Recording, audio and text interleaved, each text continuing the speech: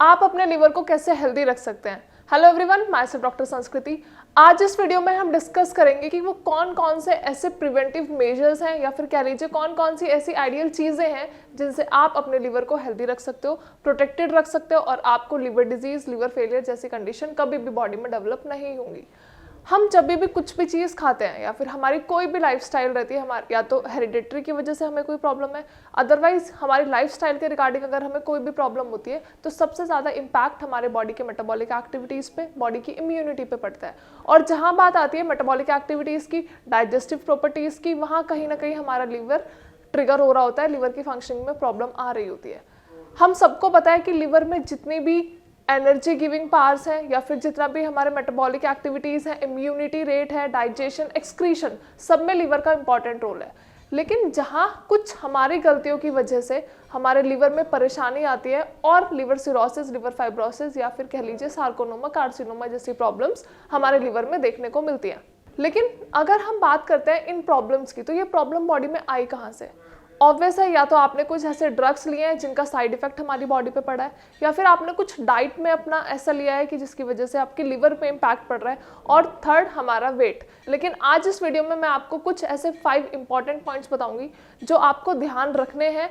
या तो आप ऑलरेडी लिवर डिजीज से सफ़र कर रहे हैं या फिर आपको फ्यूचर में आगे लिवर प्रॉब्लम्स ना हो, तो ये पॉइंट्स आपको हमेशा ध्यान रखना है। ये सारे मेजर्स आपको हमेशा अपनी डाइट या फिर अपनी लाइफस्टाइल में ऐड ऑन कर लेने हैं। सबसे पहले अगर हम बात करते हैं इंपॉर्टेंट फैक्टर जो है हमारे लिवर का, हमारे लिवर डिजीज का, दैट इज ओबेसिटी। अगर आपकी बॉडी में फैट्स का अमाउंट बहुत ज़्यादा है, फैट का अमाउंट ज़्यादा मतलब फैटी लिवर को इन्विटेशन देना, और जहां आपको एक बार फैटी लिवर की प्रॉब्लम हुई वहां से आपकी लिवर प्रॉब्लम्स की जर्नी मान लीजिए शुरू हो चुकी है। Fatty liver, liver disease, liver fibrosis, liver cirrhosis, then sarcoma, then carcinoma, इतनी सारी प्रॉब्लम्स होती हैं। लेकिन इनिशिएट कहाँ से हो रहा है? फैट से, एंड दैट इज ओबेसिटी। तो आपको हमेशा अपना वेट मेंटेन रखना है, आपको हमेशा अपनी डाइट मेंटेन रखनी है, अपनी डाइट में बहुत ज़्यादा फैट नहीं कंज्यूम करना है। और जब भी आप कुछ खाते हो, मतलब ओबेसिटी का मेन रीज़न क्या होता है? हमारी डाइट में या तो बहुत सारे सैचुरेटेड फैट होता है या फिर फैट का एक्यूमुलेशन बहुत ज़्यादा हो जाता है। और जब भी हमारी बॉडी में वो फैट इंट्रोड्यूस होता है, सबसे पहले वो जाके लिवर की आउटस्कर्ट्स में, लिवर की आउटलाइन में जाके एक्यूमुलेट होना शुरू हो जाता है, and that results into fatty liver. लेकिन फैटी लिवर जैसी प्रॉब्लम्स है या फिर लिवर डिजीज जैसी प्रॉब्लम है, इनके सिम्टम्स आपको इनिशियली देखने को नहीं मिलते हैं। लेकिन अब आपको इतना तो समझ में आ गया होगा कि ओबेसिटी एक इम्पॉर्टेंट कॉमन फैक्टर है जिसकी वजह से आप लिवर डिजीज को इनिशिएट दे सकते हो। तो सबसे पहले आपको अपना वजन कम रखना है, आपको अपनी डाइटरी हैबिट्स एक्चुअली में कंट्रोल करनी पड़ेंगी। और अगर आप कुछ खा भी रहे हो, अगर आपने किसी भी टाइम कुछ भी खाना खाया, तो at least you need to walk.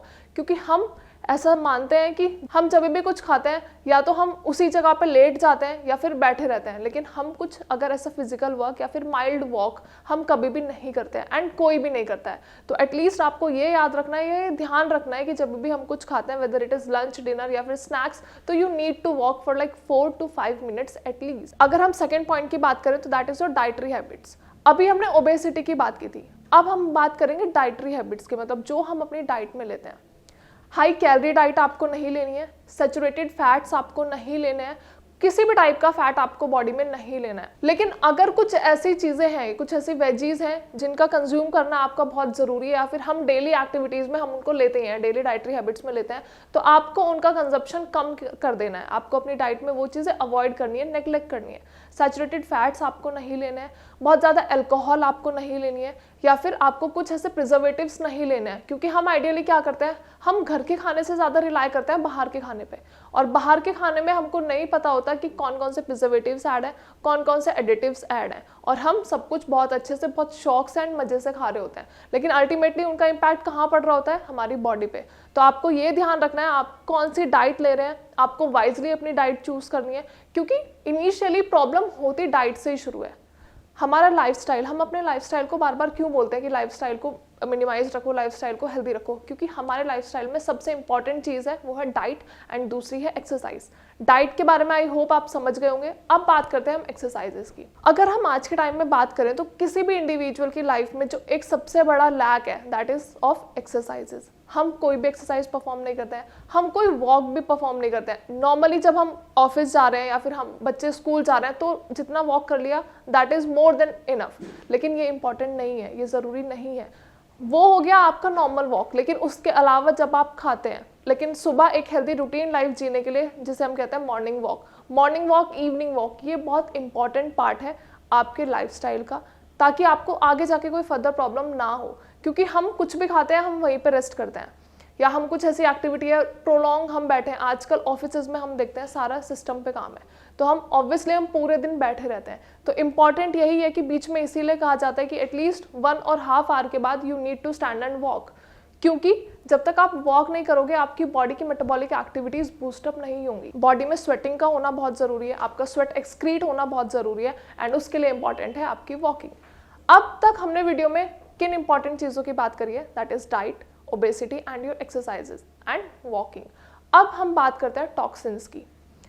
अब आप सोच रहे हो कि बॉडी में टॉक्सिन्स कहाँ से जाएंगे, हम तो कुछ ऐसा खाते ही नहीं है जो अनहेल्दी होता है, या फिर कुछ ऐसा तो नहीं खाते हैं एटलीस्ट जो हार्मफुल होता है, लेकिन हम अननेचुरली भी बहुत सारी ऐसी चीज़ें हैं जो हमारी बॉडी के अंदर जा रही होती हैं, like suppose bacterias and viruses.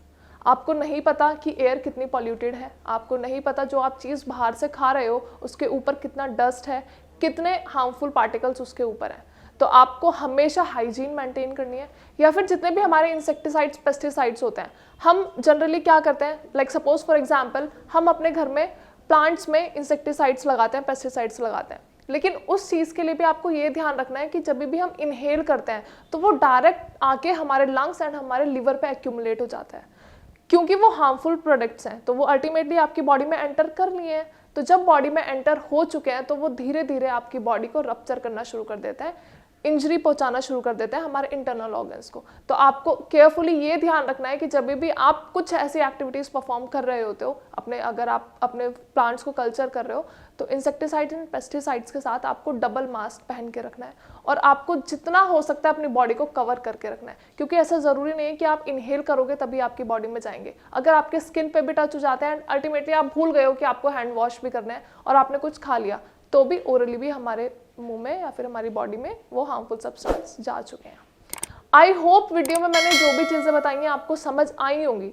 अगर वीडियो के रिगार्डिंग कोई भी क्वेरी है या फिर आपको कुछ ऐसे पॉइंट्स हैं जो नहीं समझ में आए या फिर कुछ क्वेरी है, तो you can just directly call us on the number given below, या फिर आप हमारे डॉक्टर से फ्री ऑफ कॉस्ट भी कंसल्ट कर सकते हैं। हमारे डॉक्टर्स आपको बेस्ट एडवाइस देंगे।